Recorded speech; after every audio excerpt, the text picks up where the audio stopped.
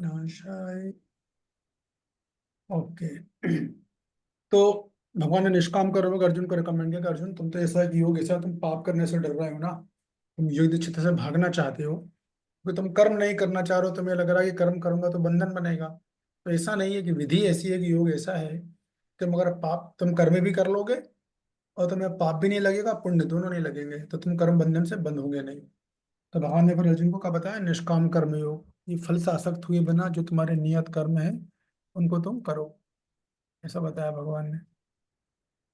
और इसके बाद फिर अर्जुन ने कहा कि मान लो अर्जुन ने सब बोल दें कि नहीं भगवान वो तो ठीक है, लेकिन मैं फिर भी अपने फल से आसक्त हूँ, अभी मेरा अटैचमेंट है, मैं कार्य तो कर रहा हूँ लेकिन फल से मैं आसक्त होता हूँ, मेरा अटैचमेंट रहता है। तो फिर भगवान ने एक और योग बताया। कौन सा योग बताया, कौन बताएगा वो? निष्काम कर्म योग के बाद कौन सा योग बताया, इसकी चर्चा हम लोग कर रहे थे। हम्म? अरे क्या बात है भाई। हरे कृष्णा। ये थोड़ा सिंपल प्रश्न है, कल इतना समझाया था, किसी को नहीं पता क्या? सरप्राइजिंग। उसके बाद भगवान ने जो बताया वो बताया था आ, सकाम कर्मयोग, ठीक है। अगर तुम निष्काम कर्मयोग नहीं कर रहे हो तो तुम सकाम कर्मयोग करो, अर्थात कर्म करो और फल जो है उस फल का तुम उपभोग करो। तो मैं चर्चा की थी कि यदि ऐसा है तो भगवान क्यों बोल रहे हैं कि तुम सकाम कर्मयोग करो, जबकि भगवान ने पिछले दूसरे अध्याय में इसकी निंदा करी है, गृहीत कर्म करके बोला है उसको, ठीक है ना। तो उसकी चर्चा हमने करी थी। ऐसे भगवान ने इसलिए बोला क्योंकि आप विकर्मी मत बनो, विकर्मी बनने से बेहतर है कि आप क्या करो, आप सकाम कर्म योग करो, ये बात थी।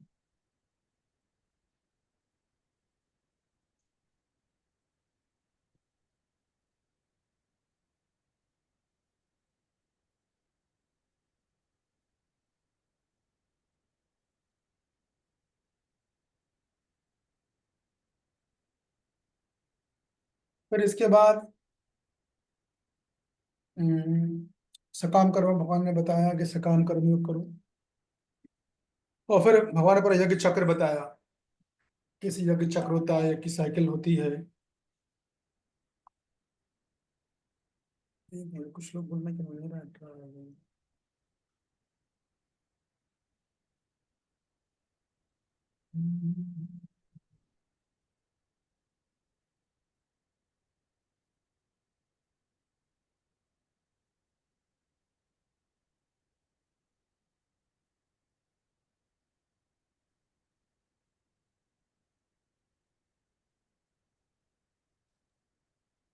यज्ञ चक्र किसको पता है, कोई बताएगा यज्ञ चक्र क्या बताया था? मुझे लगता है बताने वाली है नहीं। यज्ञ चक्र क्या हो गया भाई, कल इतना समझाया था मैंने।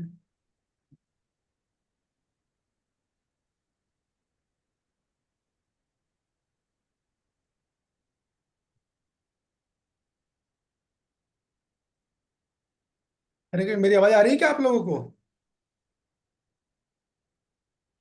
हाँ जी, आ रही है। हरे कृष्णा, क्या किसी को मेरी आवाज पहुंच रही है? आ रही है प्रभु। बताइए अन्य लोग, प्रभु यज्ञ चक्र क्या है? प्रभु जी वो 3.14। हाँ वो तो है, लेकिन है क्या वो 3.14? अच्छा, अन्नात् भवन्ति भूतानि। तो श्लोक सुना है, लेकिन है क्या वो? श्लोक तो सही सुना है आपने। इसमें आपने बताया था हम्म। जब नियत कर्म, फिर यज्ञ, फिर वर्षा, फिर अन्न, फिर जीवन। हाँ ठीक है। हाँ रंगनानी माता जी आ गई, वो बताएंगे यज्ञ चक्र। ठीक बताया आपने वैसे, लेकिन इतना स्पष्ट नहीं है, सब लोगों को, सुनने वालों को समझ में नहीं आएगा यज्ञ चक्र क्या है। रंगना रानी माता जी, यज्ञ चक्र की चर्चा हमने की थी कल। अन्नात् भवन्ति भूतानि पर्जन्यात् अन्न संभवा। हाँ जी, हरे कृष्णा प्रभु जी, दंडवत अब प्रणाम। दंडवत प्रणाम। बताएंगे यज्ञ चक्र क्या है वो? यज्ञ चक्र आपने यही बताया था कि नियत कर्म करते हैं सबसे पहले, है ना। हाँ, नियत बराबर है। नियत कर्म करने से फिर उसके बाद जो है फिर यज्ञ करते हैं, फिर हम्म, वर्षा होती है, हम्म, वर्षा से अन्न होता हम्म, है ना। बराबर। मैं गलत तो नहीं फिर बोल गई? नहीं, सही है ना एकदम। फिर सारे जो व्यक्ति हैं वो अन्न पर ही आश्रित हैं, सबको ही अन्न चाहिए। ये यज्ञ चक्र है। तो आप यही इसको यज्ञ ऐसे भी चक्र। बोल सकते हो, अन्न, सारे प्राणी अन्न पर निर्भर हैं। अन्न हाँ आता है वर्षा से, वर्षा आती है यज्ञ करने से, और यज्ञ होता है नियत कर्म करने से। हाँ जी, ठीक है। और हमने ये भी चर्चा करी थी कि भक्ति की दृष्टि से यज्ञ का मतलब ये है कि कृष्ण की, जरूरी नहीं कि हम हवन ही करने बैठे हैं यज्ञ करें, वो नहीं है। हमने भी चर्चा करी थी कि अगर मान लीजिए आप कोई भी कार्य भगवान की प्रसन्नता के लिए कर रहे हो, फिर वो कोई भी कार्य हो, तो वो किस श्रेणी में आएगा? यज्ञ। हाँ, वो यज्ञ। हर वो कार्य जो ईश्वर प्राप्ति की इच्छा से किया जाए, ईश्वर को प्रसन्न करने के लिए जाए, वो यज्ञ है। फिर चाहे वो घर में झाड़ू लगाने ही क्यों ना हो, बर्तन धोने ही क्यों ना हो, हर कार्य यदि हम भगवान की प्रसन्नता के लिए कर रहे हैं, तो फिर वो यज्ञ हो जाता है। वो तभी होता है जब हम भगवान की प्रसन्नता के लिए कॉन्शियसली, चेतन रहकर करते हैं। ठीक है। तो ये तो बात हमारी यज्ञ की हो गई थी, यज्ञ सर्कल भी हो गया था। इसके बाद फिर एक और मुद्दा आया, तीसरा मुद्दा उठा था कल का, कि चलो अर्जुन अर्जुन ये कह रहा था मेरे को ज्ञान योग करना है, संन्यास लेना है, संन्यास लेना था। भगवान ने कहा तुम योग्य नहीं हो, उसे निष्काम कर्म योग करो। एक बार भगवान ने पासा पलटा। भगवान ने कहा, बोला अर्जुन चलो मान लो कि तुम जो ज्ञान योग के योग्य हो, आपकी चित्त शुद्धि हो चुकी है, पर आप संन्यास ले सकते हो। ठीक है। तो क्या भगवान ने रिकमेंड किया था कल की कक्षा में? कौन बताएगा? अर्जुन बोल रहा है मेरे को संन्यास लेना, युद्ध छोड़ के जाके संन्यास लेना। तो भगवान ने कहा कि तुम योग्य नहीं हो, और निष्काम कर्म योग बताया। अब भगवान बोल रहे हैं चलो मान लिया जाए अर्जुन पद के लिए तुम संन्यास के योग्य हो, तुम कोई कर्म नहीं करना चाहते हो, अकर्म रहना चाहते हो, तो मान लिया तुम योग्य हो। तो वो तुम क्या करो? तो कल क्या बताया था शिल्पा जी? क्या बताया था कल?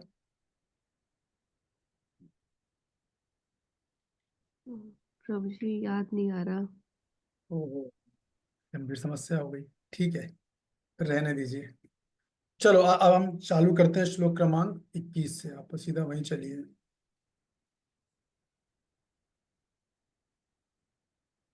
कल बहुत चर्चा हुई थी। तो कुल मिला के भगवान ने बोला कि तुम तो क्या करो, फिर भी निष्काम कर्म योग करो। अगर मान लो तुम उसके योग्य के लायक भी हो, ज्ञान योग के, तो भी तुम क्या करो, निष्काम कर्म योग करो। और उन्होंने कहा कि देखो भविष्य में अनेक ऐसे राजा हुए हैं जो कि संन्यास के लायक थे, मगर उन्होंने भी निष्काम कर्म योग यानी अब कर्म किया और फल से आसक्त, बिना फल से आसक्त हुए अपना नियत कर्म किए, और उन्होंने आ, अपना फल भगवान को अर्पित किया। ये बात कल हो गई थी वहां तक। ठीक है ना। अब यहाँ से आज का श्लोक चालू होगा, श्लोक क्रमांक 21। तो उस संदर्भ में उन्होंने कल एक राजा का भी उदाहरण दिया था। वो नाम याद है किसी को उस राजा का?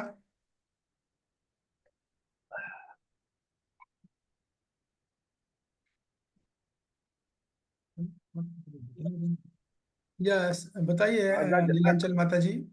हाँ जी प्रभु जी, राजा राजा जनक जनक। जी का उदाहरण दिया था। राजा हाँ, जनक जी का, और ये बताया कि हमें जैसे श्रेष्ठ लोग कर्म करते हैं हमें भी करना चाहिए, नहीं तो हम भी छोड़ के बैठ जाएंगे। अगर बिल्कुल। कर्म नहीं करेंगे तो सब बेकार हो जाएंगे प्रभु जी। ये हाँ, तो करते ही मतलब रहना चाहिए कर्म।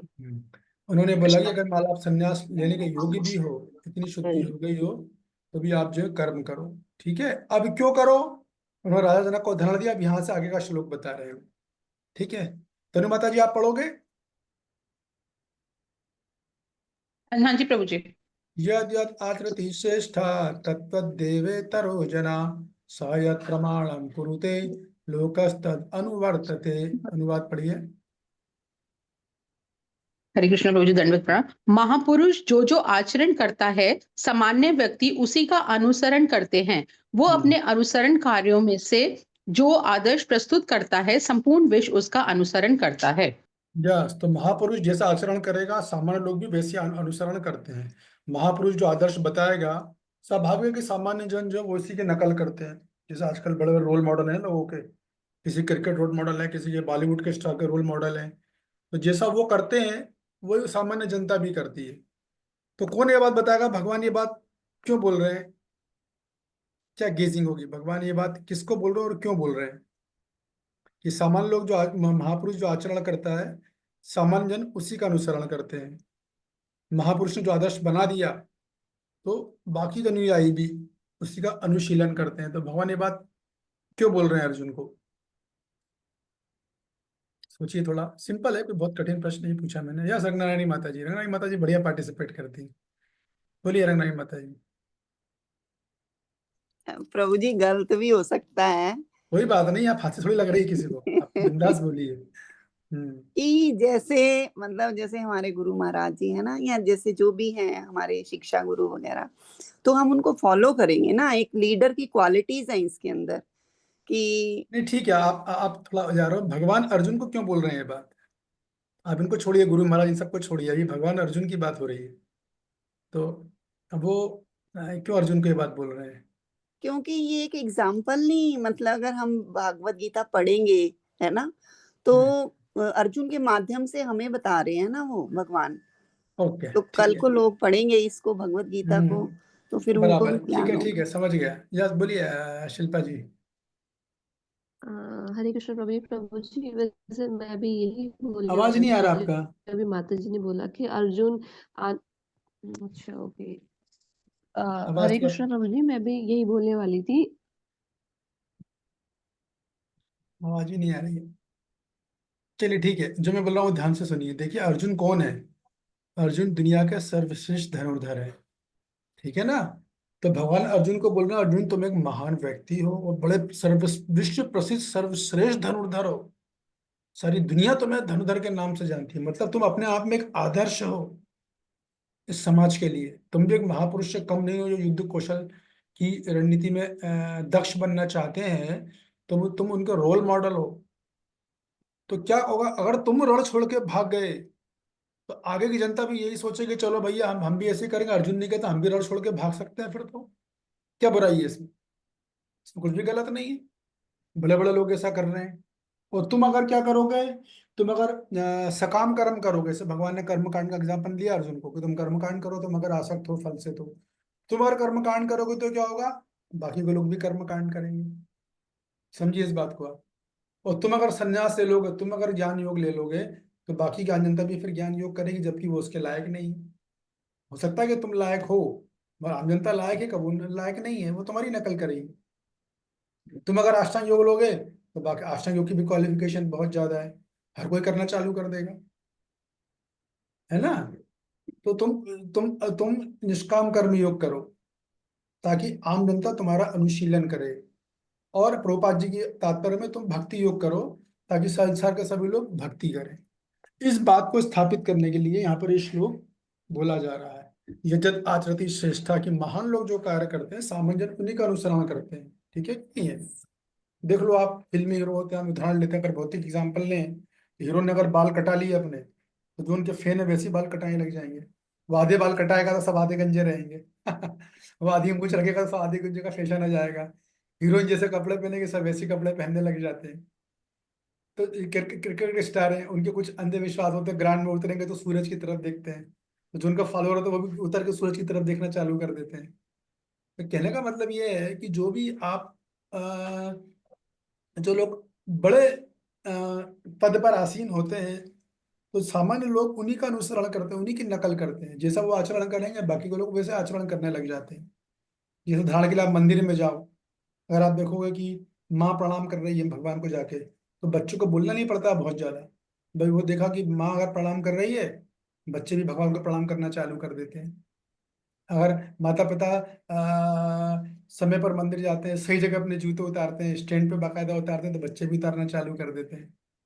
और अब वो कहीं पेड़ों के पीछे छुपाएंगे, यहाँ वहाँ रखेंगे दीवार के पीछे, बच्चे भी फिर वही करना चालू कर देते हैं। तो क्या होता है कि जो सामान्य जन है या जो आश्रित जन है, अगर घर परिवार की दृष्टि से देखें, तो वो बड़ों का नकल करते हैं। अभी आज के समय में माँ बाप खुद तो ज्यादा कुछ करते नहीं, बच्चों को बोलते हैं माला पर जाप करो, चलो पढ़ाई करो, और माँ बाप खुद वीडियो देख रहे हैं अपना, तो बच्चे पर थोड़ी ना उसका असर पड़ेगा। वो तो क्या सोचेगा मन में, बोलेगा नहीं वो, मेरे को तो पढ़ने का बोल रहे हैं, वो खुद आराम से मोबाइल देख रहे हैं, है कि नहीं। या पति पत्नी को कुछ बोलना चाहता, पति या खुद का उस चीज में वो जो कह रहा है वो आचरण में नहीं ला रहा है, पत्नी क्यों लाएगी फिर। हर वो व्यक्ति जो लीडरशिप पोजीशन पर है उसको अपने आचरण के प्रति बहुत विशेष ध्यान रखना पड़ता है, क्योंकि अगर लीडरशिप अपना आचरण ठीक नहीं कर रहा है या जो कह रहा है वो नहीं कर रहा है तो अनुयायी उसको पालन नहीं करेंगे, बल्कि बहुत जल्दी छोड़ भी देंगे। भक्ति में भी ऐसा देखा जाता है, मैंने तो कई बार देखा, लोग गए नए लीडर के पास, लीडर ने बड़ी बड़ी बातें करी, बड़े बड़े प्रवचन दिए, उनको फॉलोअर बना लिया, अपना अनुयायी बन गए, शिक्षा गुरु का अनऑफिशियल ठप्पा लोगों ने दे दिया। लेकिन कुछ साल टिकने के बाद जब उनमें जो बुद्धिमान लोग थे उनका विवेक जागृत हुआ, तो उन्होंने देखा कि ये हमको तो बोल रहे हैं, खुद कुछ कर ही नहीं रहे, उन्होंने छोड़ दिया उनको, ट्रस्ट खत्म हो गया उनका, ट्रस्ट लूज हो गया, ऐसा हुआ। तो हम लोग भी जो है भक्त होने के नाते हम लोग सामान्य लोगों के लिए लीडर हैं, इसको समझ लो आप बात को, ठीक है ना। तो हम लोग जब पब्लिक में होते हैं, हम रेलवे में हैं, बस में हैं, तो बहुत ध्यान रखना। इनको सिंह जी म्यूट करिए। तो आ, हम लोग जब पब्लिक प्लेस में हैं, हम रेलवे स्टेशन जा रहे हैं, बस स्टैंड जा रहे हैं, कहीं मार्केट में, तो हमारा जैसा बिहेवियर होगा वही आम जनता पे प्रभाव पड़ेगा। हमारा आचरण बहुत अच्छे को, जितना संभव हो हमको अपना आचरण अच्छा रखने का प्रयास करना चाहिए, नहीं तो समाज में हमारा भी नाम खराब होगा, प्रभुपाद जी का भी नाम खराब होगा, इस्कॉन का भी नाम खराब होगा। मैं आपको उदाहरण देता हूँ, क्या हुआ, एक बार आज से कुछ साल पहले मैं डॉक्टर के पास गया, वैद्य जी के पास, वृंदावन से गया था मैं, वहां मैं गया और मैंने दवाई वगैरह ले ली, और अब मेरे पास लक्ष्मी कम पड़ गई। तो मैंने कहा आप दवाई रहने दो। बोला क्यों, आप तो इतनी दूर से आए हो। बहुत दूर से आया था मैं, लगभग 700 किलोमीटर ट्रेवल करके। मैं बोला ऐसी सी बात है, मेरे पास कैश कम पड़ गया है। बोला नहीं प्रभु जी आप ले जाइए। तो मैंने कहा ठीक है मैं लेके जा रहा हूँ, मैं आपको 1 महीने में वापस कर दूंगा जो बैलेंस अमाउंट है वो। बोला ठीक है ले जाइए आप। मैं गया और मैंने एग्जैक्ट जाने के बाद खुद वापस उसके पास गया। 1 महीना था कि ज्यादा टाइम था, कुछ टाइम था, 1.5 साल, याद नहीं आ रहा मेरे को। नहीं नहीं गलत बोल रहा हूँ। मैं जब गया मैंने मेडिसिन ले लिया था एक बार उससे, दूसरी बार जब लेने गया तो मेरे पास लक्ष्मी कम पड़ गई थी, और मैंने उसको बोला था कि मैं अगले साल यहाँ पर आऊंगा। अब मुझे याद आ गया, तो मैंने कहा अगर आपको मुझे मेडिसिन देना है तो मैं अगले साल आऊंगा तो आपको पूरा पेमेंट कर दूंगा, अगर आप विश्वास कर सकते हो दे दो। तो उसने मुझे दे भी दी, और देने के बाद मैं नेक्स्ट ईयर जैसे ही मैं उतरा स्टेशन पे और घर आने का सबसे पहले मैं उस व्यक्ति के पास गया, उसने पेमेंट देकर देकर आया था। और मुझे याद था कि ये इसे कमिटमेंट किया है तो देना बहुत जरूरी है, नहीं तो समाज में गलत संदेश जाएगा। और वो व्यक्ति दंग रह गया एकदम, वाह आशा, बोला वाह प्रभु जी आपने बिल्कुल टाइम पे ला दिया एकदम। हमने सोचा कि चलो ठीक है कोई बात नहीं, ये ब्रह्मचारी है। कहाँ इनके पास बोला, कौन है ये। तो हमारे ममता माता जी। ममता माता जी, ममता माता जी देखिएगा जरा। तो कहने का मतलब है हम लोग जो गीता पढ़ रहे हैं, सुन रहे हैं, समझ रहे हैं, मगर पब्लिक प्लेस है, इसमें कई सिचुएशन आती है। जैसे एक बार क्या हुआ कि एक भक्त थे, वो ट्रेवलिंग कर रहे थे, ठीक है, वो ट्रेन में चढ़ गए। जब चढ़ के वो गए, टीसी आया तो उसने बोला आप तो गलत ट्रेन में बैठे हो। उसने बोला क्यों, सही ट्रेन थी, लेकिन ट्रेन में टाइम था 12 बजे कुछ कुछ मिनट, तो वो अगला दिन लग गया था, क्योंकि ट्रेन में इंग्लिश से टाइम चलता है ना। तो उस टाइम पे दूसरी ट्रेन में बैठ गए थे वो। तो घबरा गए एकदम, भक्त क्या करें क्या करें। तो टीसी बातचीत हुआ, टीसी को थोड़ा रहम, बोले कोई बात नहीं, देखिए मैं टीसी हूँ, मुझे पावर है, मैं समझ रहा हूँ आपसे गलती हो गई है, तो मेरे को ये पावर है कि मैं आपको फ्री में भी ले आ सकता हूँ, तो आप बेटी चिंता नहीं करिए। आपको पता है भक्त ने क्या बोला, बोला नहीं आप मेरा टिकट काटिए, जितना पेनाल्टी लगती है वो मैं दूंगा, जितना किराया और पेनाल्टी लगती है वो सब मैं दूंगा, मेरा टिकट काटिए। तो टीसी सुनने के बाद एकदम प्रभावित हो गया, बोला लाइफ में पहली बार मैंने ऐसा कोई व्यक्ति देखा है जो खुद से पेनाल्टी से टिकट भरवा रहा है। और टीसी ने भी नाम जब चेंटिंग चालू कर दिया। तो मैं आपको ये बताना चाह रहा हूँ कि ये चीज़ें बहुत महत्वपूर्ण कितनी ज़्यादा होती है। हम लोग जब सोसाइटी में जाते हैं तो हम लोग हरे कृष्णा के नाम से पहचान होती है हमारी। तो हमको हर डीलिंग में, चाहे हम सब्जी वालों को डील कर रहे हो, डॉक्टर को डील कर रहे हो, घर में जो लेबर आ रही है उसको डील कर रहे हो, तो बड़ा इन चीजों में आचरण में सावधानी रखनी पड़ेगी, क्योंकि हम उनके लिए लीडर होते हैं, वो हमको नायक की दृष्टि से देखते हैं। एक बात है। दूसरी बात का, जब हम कृष्ण भक्ति करते हैं तो लोगों को निगाह पे बहुत ज्यादा होती है, और लोगों की, सामान्य लोगों की टेंडेंसी क्या होती है, वो अच्छाई कम बुराई तुरंत देख लेते हैं। जैसे मान लो व्हाइट बोर्ड है, सफेद कलर का बोर्ड है, उस पर एक ब्लैक डॉट लगा दो तो सबको क्या दिखेगा, ब्लैक डॉट दिखती है, इतना बड़ा व्हाइट बोर्ड नहीं दिखता है। तो ये टेंडेंसी होती है आम जनता की, उनको फॉल्ट देखने की आदत होती है, वो अच्छी चीजें नहीं देख पाते हैं। तो इसी बात को इन्फोसिस किया जा रहा है कि हम भी हम हमारे को इस श्लोक से सीखने को क्या मिल रहा है, वो मैं बता रहा हूँ कि हमको भी बड़ा सावधान रहना पड़ता है हम भक्तों को। यदि हम समाज में आदर्श स्थापित नहीं करेंगे तो जन सामान्य भी जो है गलत लेगा हमारे बारे में, गलत बोलेगा, इस्कॉन वाले ऐसे होते हैं, हरे कृष्णा वाले ऐसे, और ऐसा होता भी है, देखा भी जाता है, ऐसा देखा भी जाता है, कभी वो लोग गलत गलत आचरण करते हैं। खासतौर से हम लोग को पैसे के लेन देन में एकदम क्लियर रहना चाहिए, किसी से भी कोई डीलिंग हो, जो कमिटमेंट दिया उसे टाइम पे पेमेंट करो, बिल्कुल समय पे करना चाहिए। मनी, पैसे के मामले में स्पेशली 2-4 रुपए ज्यादा दे दो कि चलेगा, और कम मत दो छोटे तबके के लोगों को। तो ये मतलब मेरा कहने का कि महापुरुष जो कितना अच्छा आचरण करते हैं वही कॉमन लोग फॉलो करते हैं। इसमें कथा आती है, एक महिला थी, तो महिला का एक बच्चा था, तो बच्चे से प्रॉब्लम ये थी कि वो, सुनोगे कथा आप लोगों ने, कि वो जो है बहुत मीठा ज्यादा खाता था। तो वो गांव में एक साधु के पास पहाड़ पे गई, कई दूर चल के गई थी, बहुत दूर था, पैदल पैदल गई, गांव में तो इतनी व्यवस्था नहीं होती थी उस समय में। पहाड़ पे चढ़ के गई और साधु बाबा के पास पहुंची, बोलो बेटा क्या बात है, देखा इतनी लंबी लाइन थी, लाइन में लग लग के सुबह से लगी शाम हो गई। शाम पे नंबर आया उसका, बोलो, तो बोला महाराज जी मेरा पुत्र है, ये मीठा बहुत खाता है, तो आप क्या करो कि इसको बोलो कि मीठा नहीं खाए। तो उन्होंने बोला ऐसा करो तुम 15 दिन के बाद आना।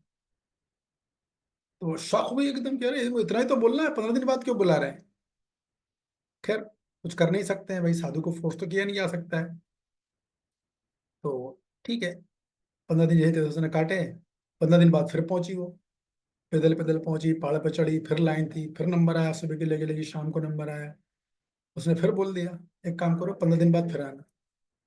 अब तो उसका दिमाग खराब हो गया एकदम, अजीब है, अजीब पागल साधु है, एक लाइन में बात बोलनी है, एक 15 दिन कर दिया, दूसरे 15 फिर दे दिया, पता नहीं क्या है, बड़ा घमंडी साधु है ये, उसने सोचा। खैर उसने कहा चलो एक बार और जाके देखता हूँ, फिर गई 15 दिन के बाद, 1 महीना पूरा हो चुका था, फिर गई, वहां पहुंची, उसने बताया अपनी कहानी कि मेरा बेटा मिठाई बहुत खाता है, आपको इतना हम चाहता है आप इसे बोलिए। तब उस साधु ने बोला कि बेटा सर पे हाथ रखा, तुम मीठा मत खाया करो, मीठा तुम्हारे लिए अच्छा नहीं है। तो महिला आश्चर्य में पड़ गई, बोले इतनी सी बात बोलनी थी, इसके लिए आपने मुझे पहले 15 दिन टाल दिए, मैं 15 दिन बाद आई, आपने फिर 15 दिन मेरे को टाल दिया, उसी दिन बोल देते, आपने पहले दिन ही क्यों नहीं बोली ये बात, इसमें कौन सा बहुत बड़ा कोई चमत्कार करना था। तब उस साधु ने बोला कि एक्चुअली मैं खुद खा रहा था मीठा मेरे को ये मीठा पसंद था, 15 दिन मैंने अभ्यास किया, जब आप आए तो मेरे को अपने आप को मैं टेस्ट करना चाहता था कि मेरी मन से इच्छा होगी कि नहीं होगी, इसलिए मैंने आपको भेज दिया। और अब जब आप आए तो मुझे पूरा पता है कि मेरा फुल नियंत्रण है, मेरी इच्छा भी नहीं है खाने की, तब मैं उसको बोल रहा हूँ कि तुम मत खाओ। तो देखिए अगर हम लोग प्रचार कार्य में, आप सभी प्रचार कार्य में लगे हुए, यदि हम अपने आचरण में नहीं उतार रहे हैं तो आपका प्रचार में कोई दम नहीं है। बिना आचरण के प्रचार करना ऐसा है जैसे कि बिना गोली के बंदूक चलाना है, गोली तो चल जाएगी, आवाज निकल जाएगी, ये होने वाला कुछ नहीं है उससे।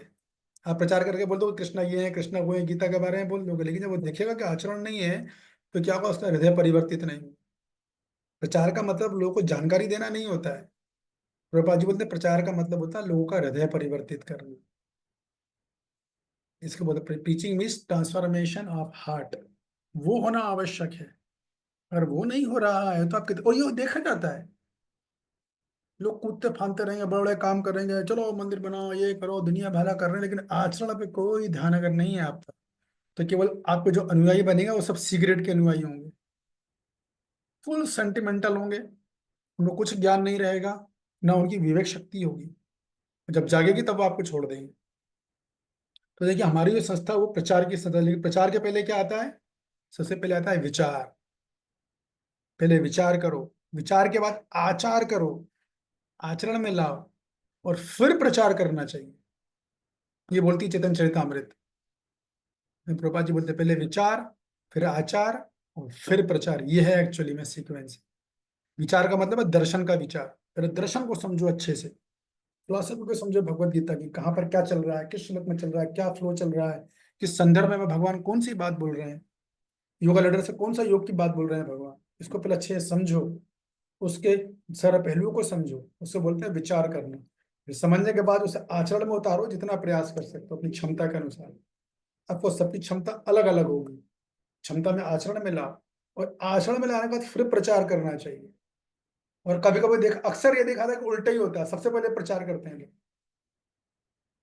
सबसे पहले प्रचार और विचार, आचार तो है ही नहीं कहीं, कैसे होगा फिर? तो गड़बड़ हो जाएगी ना, आपने सीक्वेंस ही तोड़ी है।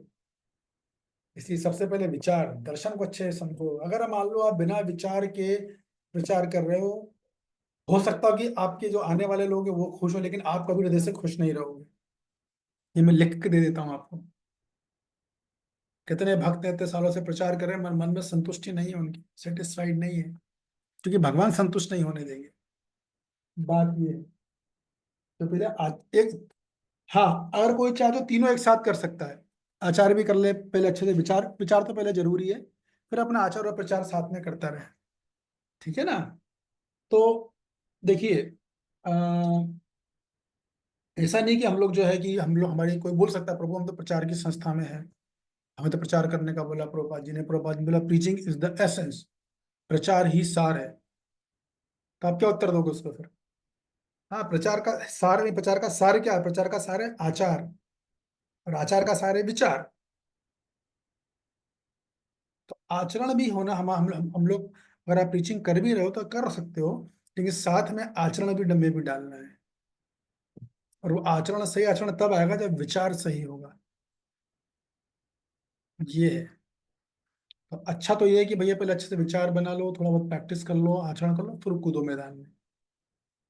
नहीं तो कुछ फायदा नहीं है आपका, केवल सोसाइटी में हंगामा मचेगा। और इसीलिए बहुत सारी ऐसी चीजें, घटनाएं सुनने में आती कि इस कान भक्तों ने ऐसा किया, इस कान भक्तों ने वैसा किया। ये सब आजकल वही सोशल मीडिया बहुत जो है फैला हुआ है। ऐसा नहीं कि प्रचार करने को मना नहीं किया जा रहा है, लेकिन आचरण में लाना जरूरी है। ये बात है, पॉइंट ये है।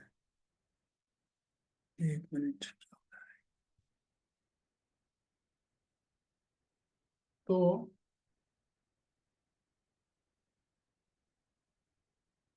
प्रचार में लाना मतलब आचरण में लाना बहुत जरूरी है। जैसे एग्जांपल देता हूँ मैं आपको कि इंग्लिश में बोलता है ना, action speaks louder than the words.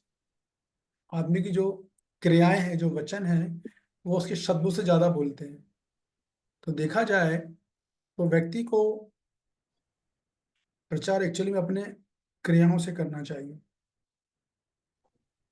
बोलना कम चाहिए, आचरण में ज्यादा लाना चाहिए।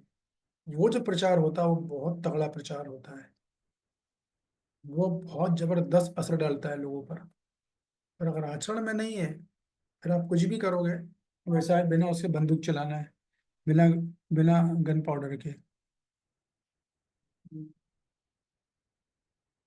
जैसे कि महाप्रभु थे, महाप्रभु ने क्या किया? महाप्रभु ने हरिदास हरिदास ठाकुर का कितना गुणगान किया था।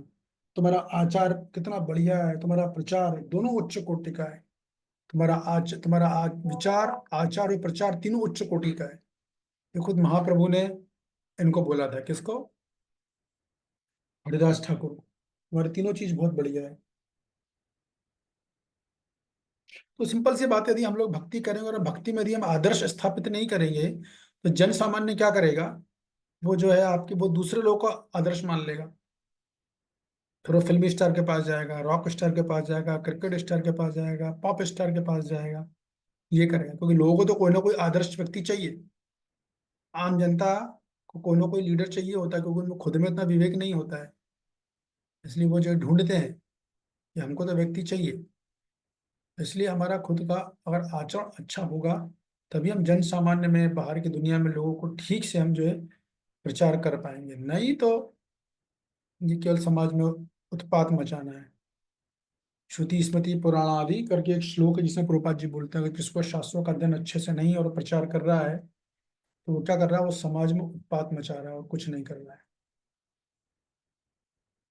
वो केवल ये कर रहा है। इसी बात को भगवान बोल रहे हैं अर्जुन को कि अर्जुन, तुम आचरण अगर सहज नहीं करोगे तो फिर जो है कॉमन लोग तुमको फॉलो करेंगे, बराबर है। इसलिए तुम सही आदर्श स्थापित करो, इस बात को बोला जा रहा है। अच्छा ये बात थी, समझ में आया। ठीक है, तो तात्पर्य पढ़िए तनु माता जी। प्रभु जी रेड वाला मार्क वाला है सारा से। तनु माता जी यस प्रभु जी, हरे कृष्णा प्रभु जी, सारा कहाँ पढ़ना चले है। आते हैं, तो जो तात्पर्य। रेड वाला श्रील मार्क है प्रभुपाद वो जी का, श्रील प्रभुपाद की जय। सामान्य लोगों को समान। सदैव एक ऐसे नेता की आवश्यकता होती है जो व्यवहारिक आचरण द्वारा जनता को शिक्षा दे सके। मैं यदि पढ़ूं नेता प्रभु जी? स्वयं धूम्रपान करता है तो वह जनता को धूम्रपान बंद करने की शिक्षा नहीं दे सकता। चैतन्य महाप्रभु ने कहा है, शिक्षा देने से पूर्व शिक्षक को ठीक ठीक आचरण करना चाहिए। जो इस प्रकार की शिक्षा देता है वह आचार्य या आदर्श शिक्षक कहलाता है। अतः शिक्षक को चाहिए कि सामान्य जन को शिक्षा देने के लिए स्वयं शास्त्रीय सिद्धांतों का पालन करे। तो देखिए प्रभुपाद जी बड़े उदाहरण से समझा रहे हैं। मान लो कोई समाज का नेता है और वो जनता में प्रचार कर रहा है, धूम्रपान मत करो, धूम्रपान मत करो, धूम्रपान शरीर के लिए हानिकारक, और खुद धूम्रपान कर रहा है, तो कोई व्यर्थ उसको कोई की बात क्यों सुनेगा? उसकी शिक्षाओं को, उसके संदेश को कोई नहीं सुनेगा। तो शिक्षक का मूल कर्तव्य है, हर वो व्यक्ति हर जगह अपनी, शिक्षक का मतलब ये नहीं कि हम क्लास दे रहा वही शिक्षक है। हर में से हर व्यक्ति अपनी अपनी जगह शिक्षक है। कुछ लोगों के सामने माता पिता बेटे के सामने शिक्षक है, स्कूल में अपने छात्रों के सामने शिक्षक है, डॉक्टर रोगी के सामने शिक्षक है। कहीं ना कोई शिक्षक की पद पर है, किसी ना किसी से कोई ना कोई प्रेरणा ले रहा है। तो हर व्यक्ति का कर्तव्य है कि वो आचरण ठीक से करे, पहले शिक्षा ठीक से ले और फिर आचरण ठीक से करे, तब बात बनेगी, नहीं तो नहीं बनेगी। फिर प्रभुपाद जी का बोल रहे हैं, कोई भी शिक्षक प्राचीन प्रमाणिक ग्रंथों के नियम के विपरीत कोई नियम नहीं बना सकता। देखो प्रभुपाद जी ने गंभीर बात बोली। आजकल क्या होता है, ऐसे तरह तरह के शिक्षक हैं जो क्या करते हैं, अपने नियम खुद बना लेते हैं। कुछ भी नियम बनाया, कुछ भी फिलॉसफी निकाली, और श्री कृष्ण गीता में कहते हैं, ऐसा बोलकर वो अपनी गीता चालू कर देते हैं। बहुत ही ऐसे सोशल मीडिया पे छाए हुए हैं एकदम, उनका लाखों लाखों व्यूज है, मिलियंस फॉलोअर है, और वो जो है कुछ भी फिलॉसफी बोल रहे हैं, है कि नहीं? तो ये बात बोली जा रही है कि भाई कोई भी शिक्षक उसी व्यक्ति को बोला जाएगा जो शास्त्रों के आदर्श पर दर्शन देगा। मनु संहिता है, प्रमाणिक ग्रंथ है, वेद है, उनके अनुसार जो शास्त्र को उपदेश देता है और उनके अनुसार जो आचरण करता है, एक्चुअली वो सही शिक्षक है। अपने मन से बनाने वाला काम वो शिक्षक कभी हो ही नहीं सकता। प्रचारक का भी ऐसा ही। प्रचार का मतलब है थोड़ी है, ठीक है प्रचार में क्या आपको कुछ देखने वाला नहीं है, आप कुछ भी बोल सकते हो, नए लोग होते हैं, आप कुछ भी बोलोगे सब मान लेंगे। आप कृष्ण का, जो आप कृष्णा में, आप कृष्ण भावना मृत में हो तो आप बोल रहे हो कृष्ण परम भगवान है। आप उनको बोलो शिव परम भगवान है, वो शिव को परम भगवान मान लेंगे। आप बोलोगे गणेश जी परम भगवान है, वो उसको मान लेंगे। वो तो आम जनता है, उन्होंने कुछ पढ़ा है ना, सुना है ना, देखा है ना, कुछ ना विवेक है उनके पास। तो प्रचार में भी जो है, जब आप बात करो तो व्यक्ति को चाहिए कि प्रमाणिक ग्रंथों का प्रमाण देकर बोले। उससे जनमानस का शुद्धिकरण होगा, उससे जनमानस भक्ति में प्रगति करेगी। तो भक्ति केवल नाचने कूदने तक सीमित नहीं है कि आए, नाचा गाया, कीर्तन किया, प्रसाद खाया, बहुत बढ़िया मजा आया, तक वो तो है ही। इससे बहुत, वो तो नए नए लोगों के लिए है बस। जैसे जैसे पुराने हुए होते जाते हैं, उनको दर्शन समझना बहुत जरूरी है भगवत गीता को, वो भी गहराई से अच्छे से समझना जरूरी है। वही बात प्रभुपाद जी यहाँ पर बोल रहे हैं कि मनु संहिता जैसे प्रमाणिक ग्रंथ मानव समाज के लिए अनुसरणीय आदर्श ग्रंथ है। अतः नेता को उपदेश ऐसे आदर्श नियमों के आधार पर होना चाहिए। तो आजकल के जो नेता हो तो कुछ भी उपदेश देते रहते हैं, नहीं। मनु संहिता ग्रंथ है जो कि मनु ने लिखी, जिसने बताया कि मनुष्य को कैसे आचरण करना चाहिए, तो उसके अनुसार नेता का आचरण होना चाहिए। और नेता को उस मनु संहिता के अनुसार ही अपना प्रवचन देना चाहिए, मन से नहीं ठोकना चाहिए कुछ भी। तो जो व्यक्ति अपनी उन्नति चाहता है उसे महान शिक्षकों द्वारा अभ्यास किए जाने वाले आदर्श नियमों का पालन करना चाहिए। ये बात है बस। तो प्रभा जी ने ऐसी बात को बताया, समाज के अंदर जो अगर नेता दूषित हैं तो पब्लिक भी दूषित होगी। तो नेता का आचरण अच्छा है, नेता ईमानदार है, तो जनता भी ईमानदार होगी। ये बात माता पिता पर लागू है। माता पिता का अगर आचरण सही है, वो बच्चों को सही चीजें सिखा रहे हैं, तो बच्चे सीखेंगे। माता पिता ही नहीं सीख रहे हैं, खुद नहीं कर रहे हैं, बेटा पढ़ाई करो, और खुद आराम से वीडियो गेम देख रहे हैं, बेटा क्यों पढ़ेगा? तो प्रभा जी बोलते हैं, इन सबका अपने आश्रितों के प्रति महान उत्तरदायित्व रहता है। इन सबका श्रीमद् भागवतम भी इसकी पुष्टि करता है कि मनुष्य को महान भक्तों के पद चिन्हों का अनुसरण करना चाहिए और आध्यात्मिक बोध की प्रगति और आध्यात्मिक बोध के पथ में प्रगति का यही साधन है। चाहे राजा हो या राज्य का प्रशासनिक अधिकारी, चाहे पिता हो या शिक्षक, ये सब अबोध जनता के स्वाभाविक नेता माने जाते हैं। इन सब का अपने आश्रितों के प्रति महान उत्तरदायित्व रहता है। तो क्या करना है, इन्हें नैतिक तथा आध्यात्मिक संहिता संबंधी आदर्श ग्रंथों से सुपरिचित होना चाहिए। तो माता पिता को भी शास्त्रों का, इसलिए गीता का ज्ञान होना चाहिए। नेता को, हर व्यक्ति को होना चाहिए गीता का ज्ञान। नहीं तो समाज में हाहाकार है, समाज पूरी नस्ल की नस्ल खराब हो जाएगी। चलिए तो कुल मिला के इस पूरे तात्पर्य में मुख्य बिंदु क्या था? एक्चुअली मैंने स्पेशली इतना बोला कि बड़ा महत्वपूर्ण श्लोक है, बहुत प्रसिद्ध श्लोक है गीता का है। तो चलेंगे तो कौन है? माता जी कौन शोर मचा रहे हैं? रघुकुल नायक। रघुकुल नायक प्रभु बंद कीजिए और अनम्यूट कीजिए। तो इस तात्पर्य का मुख्य बिंदु क्या कि महान व्यक्ति जो आचरण करता है, समाज उसी का अनुसरण करता है। जो आदर्श पुरुष है उन्हें अपने कर्तव्यों का पालन कर कर समाज में आदर्श स्थापित करना चाहिए। तो ये बात भगवान अर्जुन को, अर्जुन तुम एक महान योद्धा हो, तो तुम क्या करो, युद्ध करो, अपने कर्तव्य का पालन करो। यदि तुम गलत काम कर लोगे, सारी जनता तुम्हारा अनुसरण करेगी। तब आप में से कोई समझ लिया हो, इतना अच्छे से समझाया मैंने, मतलब कोशिश करी, तो आप लोग को एक उदाहरण दे सकते हैं कि कहाँ पर किसी ऐसा चरित्र जिसने कि समाज में आदर्श स्थापित करने के लिए अच्छे से आचरण करके दिखाया हो? किसी को याद आ रहा है कोई एग्जाम्पल शास्त्र से? यस रघुकुल नायक प्रभु।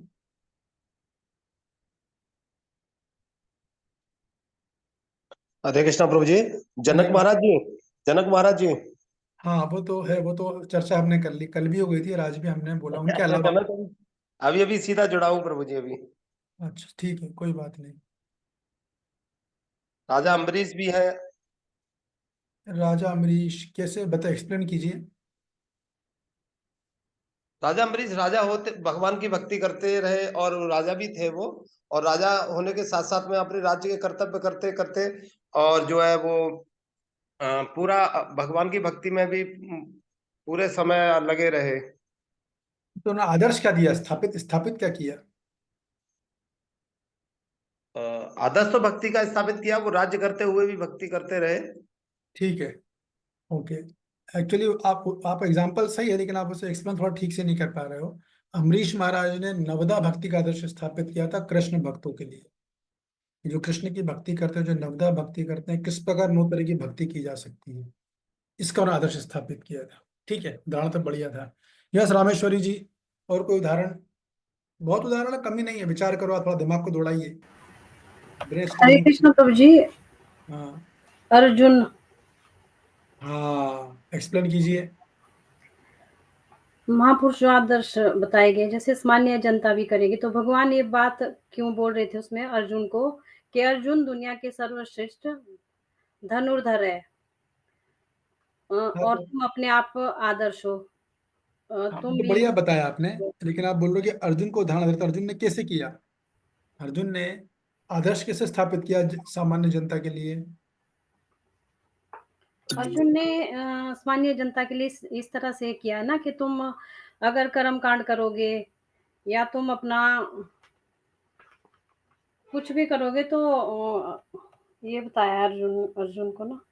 हाँ वो तो भगवान ने अर्जुन को बोला, आपका उदाहरण सही है, लेकिन थोड़ा एक्सप्लेन में दिक्कत है। अर्जुन ने क्या किया? अर्जुन युद्ध करना नहीं चाह रहे थे, लेकिन भगवान का आदेश पालन करके अर्जुन ने युद्ध किया। तो अर्जुन ने युद्ध करके समाज में ये उदाहरण स्थापित किया कि नहीं, हमको अपने कर्तव्य कर्म से हटना नहीं चाहिए। जो हमारा कर्तव्य कर्म है वो करना ही है, भले चाहे हम संन्यास के योग्य हो तो भी। ठीक है, good, very good. Yes Anita ji बताइए। हरे कृष्ण प्रभु जी, दंड प्रणाम। प्रभु जी, भगवान श्री राम। हाँ वो कैसे? भगवान श्री राम जो है उन्होंने आदर्श स्थापित किया कि एक पुत्र को किस प्रकार होना चाहिए, एक पति को किस प्रकार होना चाहिए, एक भाई को, एक राजा को किस प्रकार होना चाहिए, एक पिता को कैसा होना चाहिए। ये सारे आदर्श भगवान श्री राम अपने कैरेक्टर में दिखाते हैं और आदर्श स्थापित करते हैं। तभी आज भी सभी लोग राम राज्य और राम को ही आदर्श मानते हुए उनको चाहते हैं, ऐसा व्यक्तित्व चाहते हैं। बहुत बढ़िया, बहुत अच्छा उदाहरण दिया आपने भगवान राम का, और इसी उनको बोलते हैं मर्यादा पुरुषोत्तम राम, क्योंकि उन्होंने सबकी मर्यादाएं बताई। भाई के रूप में क्या आपके मर्यादा है, पिता के रूप में क्या मर्यादा है, बेटे के रूप में क्या मर्यादा है, सारे संबंध उन्होंने, राजा के रूप में आपकी क्या मर्यादा है, इसी उनको बोलते हैं मर्यादा पुरुषोत्तम, क्योंकि उन्होंने स्वयं पूरी मर्यादाओं का पालन किया था। बहुत बढ़िया एग्जाम्पल है, गुड। यस राकेश प्रभु। हरे कृष्ण प्रभु जी, दंडवत प्रणाम। तो दंडवत जी, प्रणाम। युधिष्ठिर महाराज हमेशा धर्म का आचरण किए प्रभु जी, धर्म के हाँ, प्रति वो समर्पित रहे। बहुत बढ़िया, बहुत अच्छा एग्जाम्पल है युधिष्ठिर महाराज का, उन्होंने लोगों को सच के राह पे चलना सिखाया। कितनी भी विकट परिस्थितियां आए मगर सच से नहीं हटना चाहिए, गुड, बहुत बढ़िया। और भीष्म कोई? पितामह भी भीष्म पितामह भी रहे प्रभु जी। वो कैसे? वो अपने पिता के लिए प्रभु जी राजपाट छोड़ दिया, शांतनु महाराज के लिए आदर्श हम्म, पुत्र का ये किया, भीष्म प्रतिज्ञा ली प्रभु जी। हाँ, उन्होंने वचन के आदर्श स्थापित किया, अगर आपने वचन दे दिया है तो जी, निभाया। ओके, ठीक है। या सुनीता जी बताइए। हरे कृष्णा प्रभु जी, धन्यवाद प्रणाम। प्रणाम। प्रभु जी, राजा बलि का, जिन्होंने बामन जी को जब उन्होंने उनसे मांगा था तो उन्होंने अपना राज्य तीन उनको दे दिए थे पग धरती। हाँ, आत्मसमर्पण का आदर्श स्थापित किया उन्होंने, वेरी गुड। आप जिन लोगों की क्लास होगी वो जा सकते हैं, हम तो 15 मिनट और चर्चा करेंगे, हो सका तो एक आध श्लोक लेंगे, नहीं तो नहीं भी लेंगे, लेकिन ये श्लोक महत्वता से आज हमने एक ही श्लोक लिया है, जिनको जाना वो जा सकते हैं। तो बिल्कुल सही, राजा बलि का उदाहरण था, बहुत अच्छा, वेरी गुड। राजा बलि ने आत्मसमर्पण का, कि किस तरह भगवान के लिए सब कुछ न्योछावर कर देना चाहिए, बहुत उदाहरण मिलेंगे आपको ऐसे। तो राजा बलि ने स्थापित किया उदाहरण, बिल्कुल सही है, वेरी गुड। यस ममता सरीन जी। जी प्रभु जी, राजा हरिश्चंद्र, सत्यवादी राजा हरिश्चंद्र। क्या आदर्श स्थापित किया उन्होंने? प्रभु जी उन्होंने सत्यता का, उन्होंने कभी झूठ नहीं बोला, हमेशा सत्य पर कायम रहे वो। वेरी गुड, बहुत बढ़िया। और कोई? एक बहुत कॉमन एग्जाम्पल है जो हम लोगों से बिल्कुल रिलेटेड है, हम लोग वो रोज करते हैं, आपको समझ में आ जाएगा। बंद मोक्ष प्रभु, आप कुछ कहना, कोई एग्जाम्पल देना चाहोगे?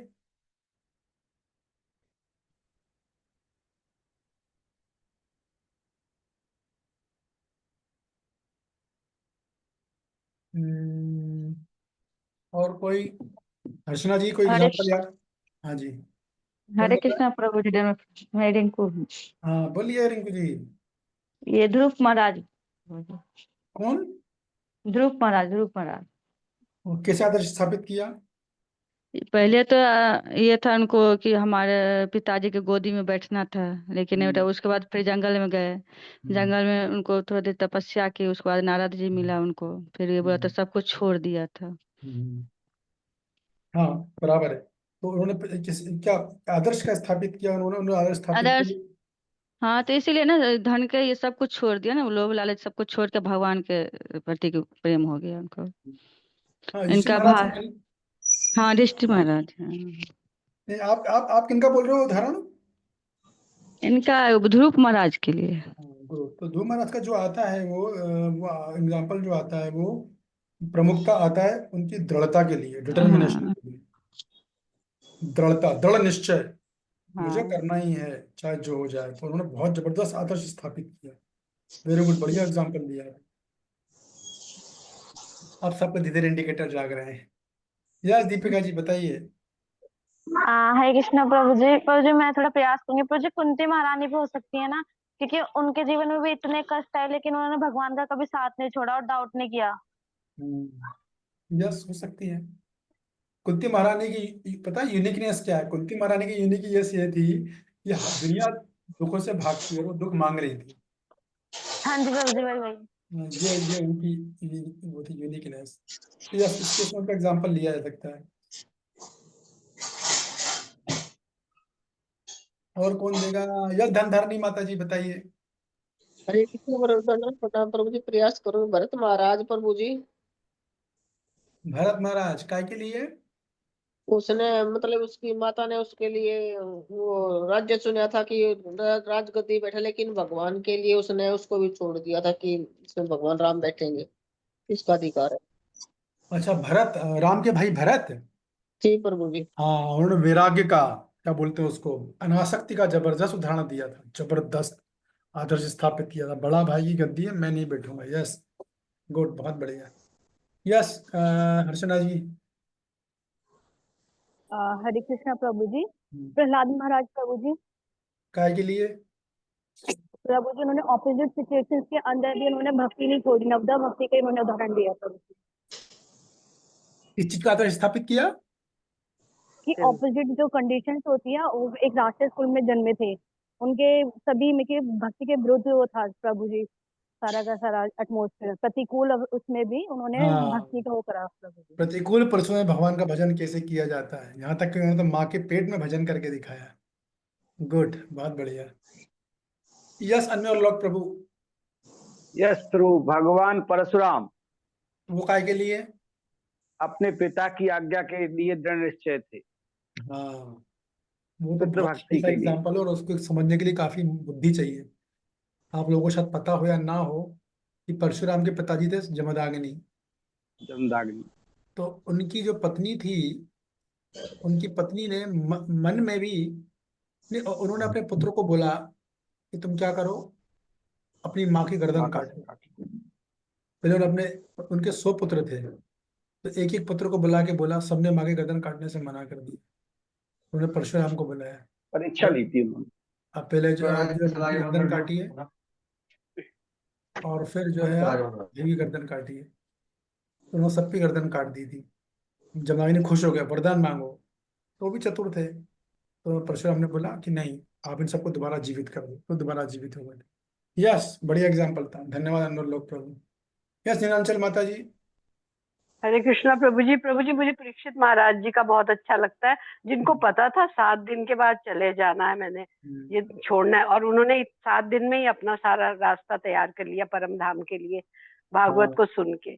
और प्रभुपाद जी का भी हम सोच सकते हैं कि इतने लोगों को भक्त बनाया, मंदिर स्थापित किए, ये सब दिया, ये भी मुझे बहुत अच्छा लगता है।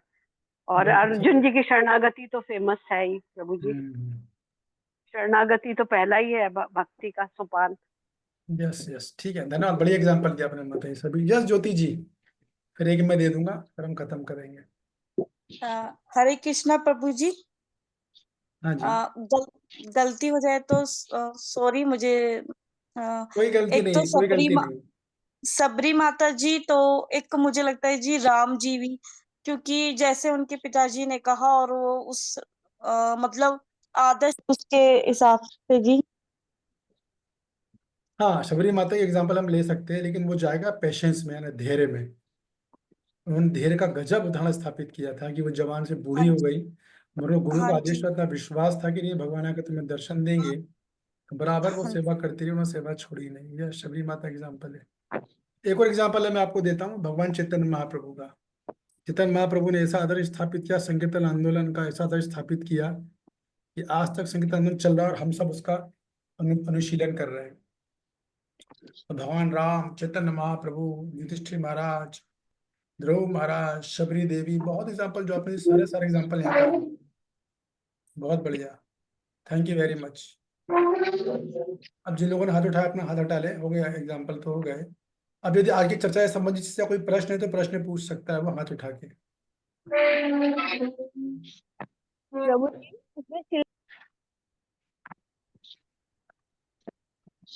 किसी का कोई प्रश्न है क्या पूछने के लिए?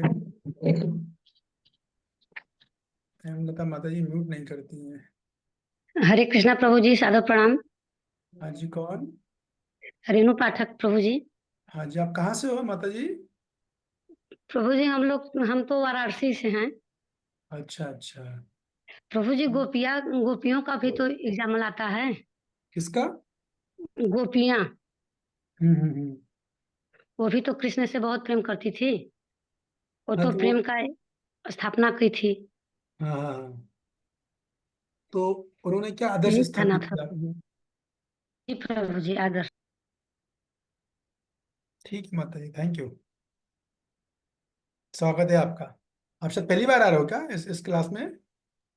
नहीं प्रभु जी, शनिवार को और रविवार को आती हूँ, पर नेटवर्क यहाँ पे नहीं मिलता है, इसलिए कभी कभी छूट जाता है। और आपको जो कैसे अभिनव पता प्रभु चला? जी हैं उन्हीं के ग्रुप में हूँ। किनके ग्रुप में? अभिनव प्रभु जी जो हैं। हाँ, ओके ओके, अच्छा अच्छा, गुड बढ़िया। हाँ, वहीं पे। अच्छा, आपने रोज क्लास, समझा क्या है भगवद गीता जो क्लास कोर्स चल रहा है उसमें हो गया आप, है ना? हाँ जी प्रभु जी, तो आपका आज मैसेज देखी तो आज मैं भी ज्वाइन हो गई प्रभु जी। आप बढ़िया किया, अच्छा किया, वेरी गुड, स्वागत है आपका। हरे कृष्णा प्रभु जी, सादर प्रणाम। सादर प्रणाम। हरे कृष्ण। ठीक है, तो अभी आप लोग के पास समय है, हम आगे एक श्लोक और कर लें या फिर यहीं पे एंड करें, क्या कहना है आप लोगों का? है टाइम प्रभु जी? कर लो प्रभु जी। एक श्लोक कर सकते हैं प्रभु जी। प्रभु जी कर लो। चलो, तो हम श्लोक क्रमांक 22 लेंगे। श्लोक क्रमांक 22 है ना? हाँ, ये भी बढ़िया श्लोक है, अच्छा श्लोक है ये भी। तो कौन पढ़ेगा? अनुराधा माता जी आप पढ़ोगे क्या? अनिता जी ठीक है, आप पढ़िएगा।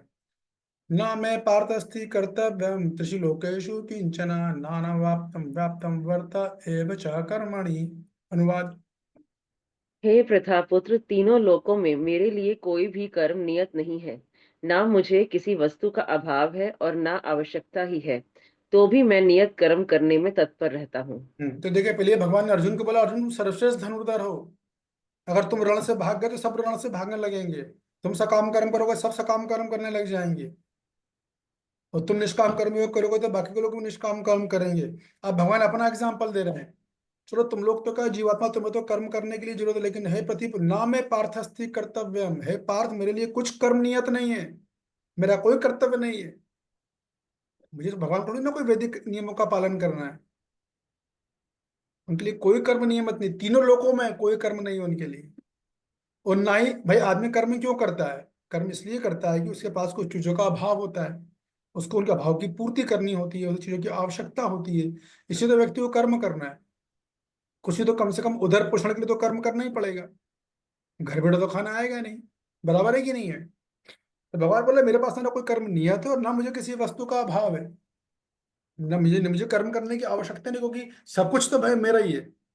सब कुछ तो भगवान का, भगवान को क्यों कर्म करना है? कर्म वो करता है जिसे कुछ अचीव करना था, कुछ प्राप्त करना होता है। Everything is belongs to me, सब कुछ मेरा है। तो मेरे को ना कुछ नियत कर्म मेरे अप्लाई होता है, ना ना मुझे किसी चीज की जरूरत है, फिर भी मैं नियत कर्म करने में तत्पर रहता हूँ। क्यों? वो आगे भक्त श्लोक में बताएंगे भगवान, लेकिन फिलहाल भगवान ये बोल रहे हैं कि हमको समझना चाहिए कि श्री कृष्ण को कुछ भी कुछ कर्म करने की आवश्यकता नहीं, क्योंकि सब कुछ है उनके पास, तो सारी संपत्ति विश्व की उनकी, फिर भी वो कर्म करते हैं। क्यों करते हैं? यदि वो कर्म नहीं करेंगे तो क्या होगा? समाज के अन्य लोग आलसी और निकम्मे हो जाएंगे। ठीक है? भगवान जब आते हैं तो क्या सिखाते हैं? धर्म के पथ पे चलना सिखाते हैं। कर्म करते हैं इससे लोगों को दिखे कि धर्म के पथ पे कैसे चला जाता है। तो यदि भगवान ये सब नहीं करेंगे तो लोग क्या होंगे? अधर्मी हो जाएंगे, पूरे समाज का पतन हो जाएगा। जैसे द्वारकाधीश, फॉर एग्जाम्पल ये मानो आपकी द्वारकाधीश में जब नारद मुनि गए, तो उन्होंने देखा भगवान तरह तरह, भगवान सुबह सुबह संध्या वंदन कर रहे हैं, वो गायत्री कर रहे हैं, पूजा पाठ कर रहे हैं। ये भगवान को सब करने की क्या जरूरत है? और दुनिया उनकी पूजा पाठ करती है, भगवान फिर भी कर रहे थे, हालांकि वो अपने भक्तों कर रहे थे। क्यों? क्योंकि भगवान गृहस्थ आश्रम में है। तो भगवान ये नियम बता रहे हैं गृहस्थों को कि देखो भाई, दिनचर्या कैसी होनी चाहिए, सुबह उठना है, स्नान करना है, सबसे पहले पूजा पाठ करो, जब जब ध्यान योग आपका समय वो करने के बाद फिर आप स्नान धो के किचन में जाओ, फिर आप कुकिंग करो भगवान के लिए, फिर क्रियाएं करो। तो भगवान ने हर चीज में अपने आदर्श स्थापित किए, भगवान को कोई जरूरत नहीं है सब करने की, फिर भी उन्होंने किए। उन्हें पत्नियों को पालन करके दिखाया, कैसे पत्नियों को पसंद रखते हैं, कैसे बच्चों की सेवा की जाती है, और कैसे उनसे आसक्त भी नहीं हुआ जाता है। लोग भाई, एक पत्नी में लोगों का क्या बोलते हैं, मुंह से झाग निकल जाता है। भगवान के पास तो 16,108 रानियां थी। तो सही बड़े संतुष्ट और खुश, किसी को कोई शिकायत नहीं थी, इतना परफेक्ट काम करते थे भगवान। ये बात है। और हम एक और चीज सीख सकते हैं, देखो कि भगवान, देखो अभी कोई, जैसे मैंने कहा ना कि अगर आप नायक के पद पर हो और आप प्रवचन दे रहे हो, लेकिन आपको भी वो आचरण में होना चाहिए। तो भगवान जब अर्जुन को एक प्रवचन दे रहे कि अर्जुन तुम युद्ध करो, रण क्षेत्र से भागो मत, अर्जुन को कर्म करने की प्रेरणा दे रहे हैं ना, कि कर्म करो, ये तो सारा मुद्दा चल रहा है। तो भगवान खुद भी कर्म कर रहे हैं। वो कैसे? भगवान को सारी सृष्टि के कर्ता धरता है। सृष्टि करने का कर्म वो कर रहे हैं, विनाश करने का कर्म वो कर रहे हैं, सृष्टि को पालन करने का कर्म वो कर रहे हैं। भगवान को ऐसा नहीं कि प्रवचन ही दे रहे हैं, खुद भी कर रहे हैं। प्रभुपाद जी थे, प्रभुपाद बोले प्रचार करो, पुस्तकें पढ़ो, ये करो। प्रभुपाद जी ने खुद ने पुस्तकें लिखी, खुद ने पुस्तक वितरण किया, खुद ने गहराई से अध्ययन किया, खुद ने बढ़िया बढ़िया क्लासेस दी। यात्रा करो, प्रभुपाद जी ने खुद ने सब कुछ किया। प्रभुपाद जी ने ऐसा कोई भी आदेश नहीं दिया अपने अनुयायियों को जो उन्होंने खुद ने नहीं किया। जबकि प्रभुपाद जी को करने की आवश्यकता नहीं थी, कृष्ण को तो बिल्कुल भी नहीं, फिर भी कर रहे हैं। कोई बताएगा क्यों कर रहे हैं? क्या उत्तर है इसका? कौन उत्तर देना चाहेगा? भगवान क्यों कर रहे हैं? जैसे नारायणी माता जी बताइए। एग्जाम्पल सेट करने के लिए कि लोग हाँ फॉलो करेंगे आचरण को। बिल्कुल, समाज में उदाहरण स्थापित करने के लिए, क्योंकि भगवान तो नेताओं के नेता है ना, पूरे ब्रह्मांड के नायक है, अनंत कोटि ब्रह्मांडों के नायक है। और वो नहीं करेंगे तो बाकी के जो ब्रह्मांड के नायक है, सूर्य चंद्र इंद्र वरुण, वो भी लापरवाह हो जाएंगे।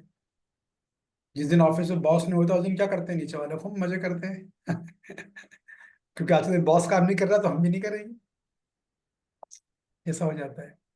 तात्पर्य पढ़िए। तात्पर्य श्रील प्रभुपाद जी के द्वारा। श्रील प्रभुपाद की जय। जय। वैदिक साहित्य में भगवान का वर्णन इस प्रकार हुआ है। तमीश्वराणाम परम महेश्वरम, तम देवतानां परम च दैवतम, पति पतीनां परम परस्ताद, विदाम देवम भुवनेम शमियम, न तस्य कार्यम करणम च विद्यते, न तत्सम अशाभिदिक्ष दृश्यते, परास्य शक्ति विविधैव श्रूयते स्वाभाविकी ज्ञान बल क्रिया च। कि परमेश्वर समस्त नियंताओं के नियंता हैं और विभिन्न लोकपालकों में सबसे महान हैं। सभी उनके अधीन हैं। सारे जीवों को परमेश्वर से ही विशिष्ट शक्ति प्राप्त होती है। जीव स्वयं श्रेष्ठ नहीं है, वह सभी देवताओं द्वारा पूज्य है और समस्त संचालकों के भी संचालक हैं। अतः वे समस्त भौतिक नेताओं तथा नियंताओं से बढ़कर हैं और सबों द्वारा आराध्य हैं। उनसे बढ़कर कोई नहीं है और वह ही समस्त कारणों के कारण है। तो देखिए, प्रभुपाद जी ने भगवान को उपदेश को जो श्लोक हो उसमें बल डालने के लिए श्लोक कोट किया है। परास शक्ति विवेते श्रुतो स्वाभाविक ज्ञान बल क्रिया। अच्छा, कि भगवान इतने शक्तिशाली हैं। देखिए, ये सब तो आपको पता है कि भगवान परम नियंता हैं, नियंताओं के भी नियंता हैं। जितने लोक पालक जो ब्रह्मांड को चलाते वो उनके उनके पालक भगवान हैं। सारी सृष्टि के नेता देवता सब भगवान के अधीन है। जीव होने के नाते हम भी अधीन हैं। सारे देवता जो हैं वो भी भगवान के अधीन हैं। देवता भगवान की पूजा करते हैं, सब आप जानते हो। सबसे बड़ी बात क्या है? परास शक्ति विवेदते न शूर्यते। देखिए, इस दुनिया के लोग क्यों कार्य करते हैं? क्योंकि उन्हें खुद करना पड़ता है। अगर आपको मकान बनाना है तो आपको खुद कार्य करना पड़ेगा, है कि नहीं? अगर आपको कुकिंग करनी है तो आपको खुद को कुकिंग मेहनत, सब्जी लानी पड़ेगी, फिर काटनी पड़ेगी, फिर कुकिंग करनी पड़ेगी, सारे काम खुद करने पड़ेंगे। लेकिन भगवान का ऐसा नहीं है। भगवान को केवल परास शक्ति विविधते न शूर्यते। भगवान की इतनी सारी शक्तियां हैं, भगवान बस केवल मन में विचार करते हैं, मकान बन जाए, तुरंत मकान बन जाएगा। क्यों? कौन बनाता है? उनकी शक्तियां इतनी सारी। परास शक्ति विविधते न शूर्यते। अनंत कोटि शक्तियां भगवान के पास, जो भगवान के आदेश के लिए 24 घंटे तत्पर रहती है। बस भगवान मन में विचार करेंगे, शक्ति तुरंत उस कार्य को क्या बोलते हैं एग्जीक्यूशन को हिंदी में, उस कार्य के अनुष्ठान में कार्यान्वयन लग, प्रभु जी, कार्यान्वयन। हाँ, उससे कार्य क्रियान्वयन में लग जाते हैं एकदम से। भगवान बोलेगा चलो मुझे पनीर बटर मसाला चाहिए, तुरंत बन जाएगा, हाजिर है। वो इतनी शक्तियां होने के बाद भी भगवान के लिए क्या स्वाभाविक है एकदम। ज्ञान बल क्रिया च। भगवान की ज्ञान शक्ति स्वाभाविक है, भगवान की बल शक्ति स्वाभाविक है, क्रिया शक्ति स्वाभाविक है, सब नेचुरल है। भगवान स्वाभाविक मतलब भगवान विचार करेंगे तुरंत काम होगा। भगवान बोलेंगे ब्रह्मांड और बन जा, बस सोचेंगे इससे पहले कि भगवान अपना सोचना खत्म करें, जो उनकी ज्ञान बल क्रिया शक्ति तुरंत बना देगी। वो भगवान भी इस जगत में आकर सारे कार्य करते हैं। सुबह उठेंगे, जल्दी स्नान करेंगे, मंगला आरती करेंगे, गायत्री करेंगे, सब कुछ करेंगे भगवान। अपनी पत्नी के लिए कुकिंग करेंगे, सब कुछ करेंगे। वो घर की सारी जिम्मेदारी निभाएंगे, जबकि उन्हें उनके सारे काम विचार से होते हैं, फिर भी वो करते हैं। ये बात प्रभुपाद जी बता रहे हैं। इस बात को स्थापित करने के लिए भगवान ने ये बोला है। तो कुल मिलाकर सारी बात बार बार यही आएगी कि आपको अपना कर्तव्य कर्म करना ही होगा, कर्तव्य कर्म करना ही है, कर्तव्य कर्म करना ही है। संन्यास भूल जा, निष्काम कर्म योग करो, नहीं तो भक्ति योग करो, और वो करते हुए अपनी सारी जिम्मेदारियां निभाओ आप। ये बात है। आप नहीं बोल सकते बहुत बिजी हूँ, टाइम नहीं है जब करने का, क्लास समझ में नहीं आ रही, नहीं, कुछ नहीं। आप बस करते रहो, बाकी सब भगवान देखेंगे। आगे पढ़िए अनीता माता जी। उनका शारीरिक स्वरूप सामान्य जीव जैसा नहीं होता। उनके शरीर तथा आत्मा में कोई अंतर नहीं है। वह परम है। उनकी सारी इंद्रियां दिव्य हैं। उनकी कोई भी इंद्रिय अन्य किसी इंद्रिय का कार्य संपन्न कर सकती है। अतः ना तो कोई उनसे बढ़कर है, ना ही उनके तुल्य है। उनकी शक्तियां बहुरूपिणी हैं, फलतः उनके सारे कार्य प्राकृतिक अनुक्रम के अनुसार संपन्न हो जाते हैं। तो भगवान जी और श्लोक कर रहे हैं श्वेत श्वेतांबर उपनिषद से, प्रभुपाद जी ने कोट कर दिया है। तो भगवान का तो क्या कि इंद्रियां कोई सी इंद्रिय से कोई भी काम कर सकते हैं वो। जैसे हमको अगर चलना है तो हमको तो पैर से ही चलना पड़ेगा। भगवान का ऐसा नहीं, भगवान तो आंख से भी चल के जा सकते हैं। हमको कोई चीज उठानी है हमें हाथ से उठानी पड़ेगी, भगवान आंखों से उठा लेंगे। हमको खाना है तो हम मुंह से खाएंगे, भगवान आंखों से खा लेंगे। इतनी शक्तियां उनके पास हैं, फिर भी भगवान सारे कार्य करते हैं। ये देखो आप, फिर भी जब बाल सखा बोलते हैं वो आगे कृष्ण आगे आगे दौड़ते हैं, तो बाल सखा उनको छूने जब जाते हैं तो कृष्ण आगे आगे दोनों पैरों से चल कर दौड़ते हैं। सारे काम भगवान खुद करते हैं, ये बात है। राधा रानी की चोटी भी वही बनाते हैं। अभी वो चाहे तो इच्छा शक्ति को बोलते हैं वो तुरंत बना देगी, लेकिन नहीं, वो भी खुद करते हैं। ये पढ़ लीजिए पूरा ग्रीन वाला भी। चूंकि भगवान में प्रत्येक वस्तु ऐश्वर्य से परिपूर्ण रहती है और पूर्ण सत्य से ओतप्रोत रहती है, अतः उनके लिए कोई कर्तव्य करने की कोई आवश्यकता नहीं रहती। जिसे अपने कर्म का फल पाना है उसके लिए कुछ न कुछ कर्म नियत रहता है, परंतु जो तीनों लोकों में कुछ भी प्राप्त करने की इच्छा नहीं रखता उसके लिए निश्चय ही कोई कर्तव्य नहीं रहता। फिर भी क्षत्रियों के नायक के रूप में भगवान कृष्ण कुरुक्षेत्र की युद्ध भूमि में कार्यरत हैं, क्योंकि क्षत्रियों का धर्म है दीन दुखियों को आश्रय प्रदान करें। यद्यपि वे शास्त्रों के विधि विधानों से सर्वथा ऊपर हैं, फिर भी वे ऐसा कुछ भी नहीं करते जो शास्त्रों के विरुद्ध हो। देखिए कितनी अच्छी बात है यहाँ पर कि भगवान प्रवचन दे रहे तो भगवान भी कार्य कर रहे हैं वहां पर युद्ध क्षेत्र में। थोड़ी अर्जुन को बोल रहे हैं युद्ध लड़ो, वो भी पूरा कार्य कर रहे हैं, सारथी बन गए अर्जुन के। पूरा युद्ध का क्या बोलते हैं, अर्जुन को निर्देशन तो भगवान ही कर रहे हैं। ये भगवान की इतनी शक्ति है, भगवान बस विचार करें तुरंत वो सारे पूरा तुरंत मर जाएंगे उसी टाइम, फिर भी कार्य कर रहे हैं वो। ये बात प्रभुपाद जी स्ट्रेस कर रहे हैं कि इतने महान है वो, न उनके समान को ये परास्त शक्ति भी हो जाते हैं ना सूर्य, सारे कार्य उनकी इच्छा शक्ति मात्र से होने वाले वो भगवान भी कार्य कर रहे हैं। अब उससे कितना बढ़िया, देखो आप इस बात पे विचार करो कि भगवान ने जन्म कहाँ लिया, क्षत्रिय के घर में, वसुदेव के घर में जन्म लिया। और कहाँ गए फिर, वैश्य के घर में चले गए, नंद बाबा के यहाँ।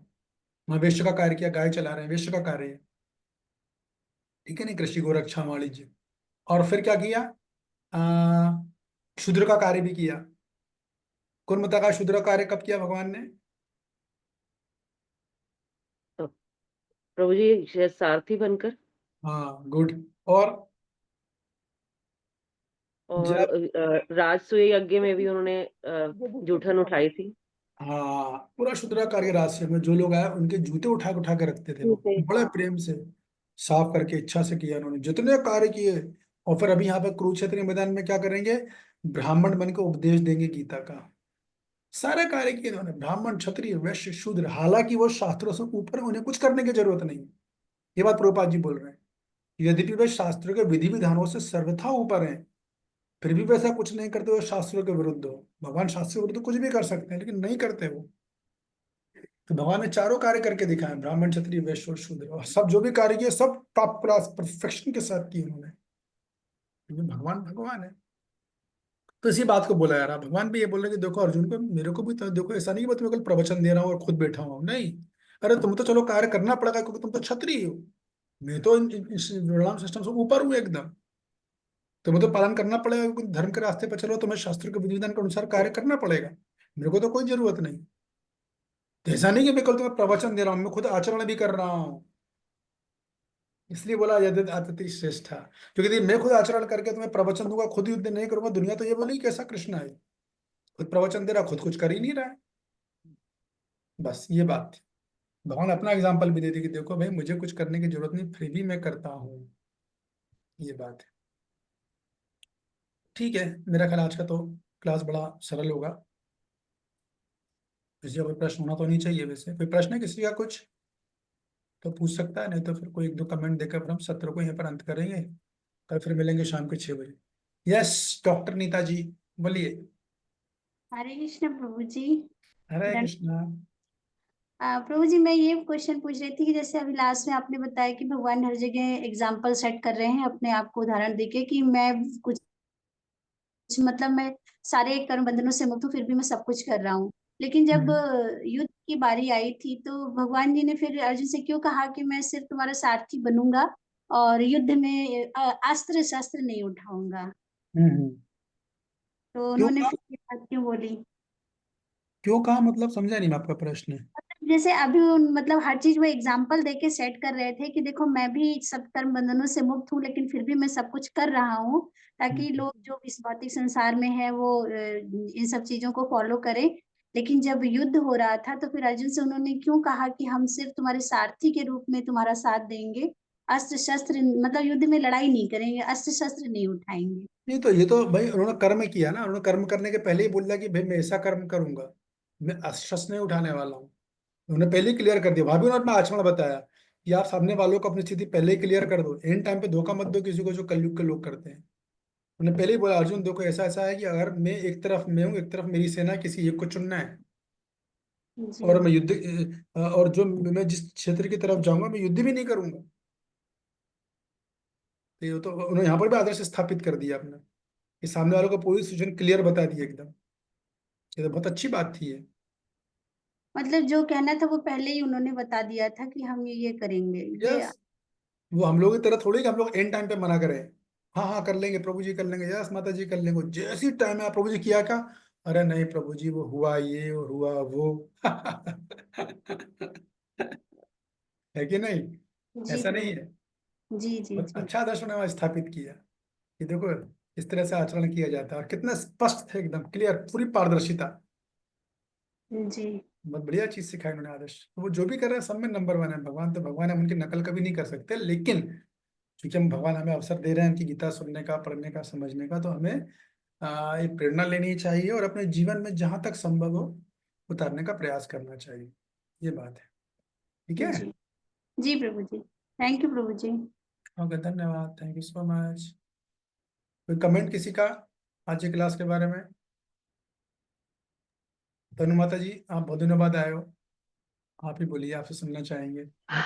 हरे कृष्णा प्रभु जी, दंडवत प्रणाम प्रभु जी। क्लास बहुत अच्छी है आपकी। जब क्लास वापस से सुनते हैं वापस से एकदम नवीनता आती है, एकदम ऐसा लगता है कि मतलब वापस से जोश आता है। आप जैसे ना जो एक होता है बूटी का एग्जाम्पल आता है कि जब कौन है, कौन सा पक्षी वो है जो बार बार बूटी सूंघने जाता है पेड़ पे और बूटी सूंघ के आता है, वैसे आपकी जो कक्षा है ना हम अपने सांसारिक कार्य में लगे होते हैं और वो हताश होके बैठते हैं, फिर तुरंत आपकी सुनते हैं और बूटी सूंघते हैं और वापस से जोश आ जाता है। सेम आपकी क्लास, तो हर क्लास आपकी ऐसी है जैसे हम बूटी सूंघ के आ रहे हैं। थैंक यू सो मच बढ़िया, प्रभु जी। अच्छी बात है। ऐसी अगर आपको स्पेशल मिल रहा है तो बहुत अच्छी बात है। रुक्मणी कृष्ण वल्लभी माता जी कहाँ चली गई थी आप? रुक्मणी कृष्ण वल्लभी माता जी हो नहीं आप क्या?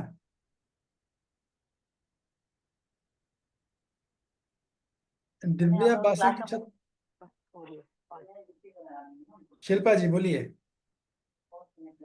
हरे कृष्णा प्रभु, पहला प्रणाम।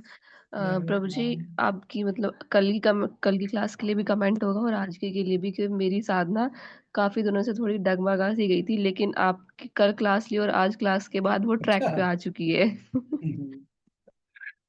साधना कैसे की आपने, किस भाव में अ, करी? हाँ प्रभु जी, एक तो वो भी आपने कल क्लियर किया था थोड़ा सा कि वो भगवान की प्रसन्नता के लिए करना चाहिए, तो वो मूड थोड़ा वापस से आया। और जो डिसकॉन्टिन्यूटी चल रही थी चीजों में, लाइक रीडिंग हियरिंग थोड़ा हो रहा था डिसकॉन्टिन्यूटी, जो जपा भी अच्छे से नहीं हो पा रहा था, तो वो अच्छे से चीजें हो रही हैं, लाइक एक डिटर्मिनेशन आया है उसके बाद। कैसा महसूस हुआ जब आपने जब इस भावना में किया तो? हाँ प्रभु जी, बहुत अच्छा लगा, एक सेटिस्फेक्शन फील हुआ फिर। हाँ, अगर आप माम में तो धनंजय नहीं कर रहे हो तो भक्ति 50 साल भी करोगे ना, तो हो सकता है आप फॉलोअर बना दो, हो सकता है आप मंदिर बना दो, मगर आप अंदर से कभी संतुष्ट नहीं रहोगे। ये लिख लो एकदम आप। तो सबसे पहले हमें खुद का संतुष्ट होना जरूरी है। अगर मैं खुद संतुष्ट नहीं हूं तो मैं आपको क्या सेटिस्फेक्शन दूंगा? कॉमन सेंस है। मैं खुद खुश हो नहीं और आपसे बोल रहा हूँ आप खुश रहो, प्रचार का मतलब क्या है? लोगों को खुश देना, खुशी देना, प्रसन्नता देना। अरे मैं खुद अंदर से रो रहा हूँ, दुनिया भर की बातें कर रहा हूँ, अगले वाले को वो असर नहीं करेगा। हाँ, जो नया अनाड़ी है जिनको विवेक नहीं पता वो हो सकता है झांसे में आ जाए, लेकिन जिसकी बुद्धि जागृत है वो तो समझ जाएगा अरे दम नहीं है, ये खुद ही नर्वस है। तो बाहर के जैसे लोगों को ऐसा हो गया, लोग करते ना, वो काउंसलिंग करते हैं, फैमिली क्या बोलते हैं उसको, फैमिली कंसल्टेंट। दुनिया को लोग आएंगे, उनको परिवारजनों को बिठाया जाएगा, उनकी काउंसलिंग करेंगे, वो खुद के घर में 10 झगड़े चल रहे हैं खुद की बन नहीं रही है, तो दूसरों को काउंसलिंग दे रहे हैं, ये होता है। तो वैसा नहीं होना चाहिए। तो वही उसका, वो यही, अगर आप इस प्रिंसिपल को पकड़ोगे ना, माम इच्छा तू धनंजय। तो सबसे बड़ी बात है, उससे मेरा भी साधना बहुत अच्छी हो रही है 2 दिन से, क्योंकि मेरे को भी आप लोगों की वजह से रिमाइंडर मिल गया है। तो मैं पूरा कॉन्शियस था, एक एक माला पे, एक एक ग्राउंड पे बहुत कॉन्शियसली किया मैंने भी, कल और आज भी। तो आज भी मेरे को भी काफी एनर्जेटिक रहा मैं। Good, thank you. और कोई, एनीबडी एल्स?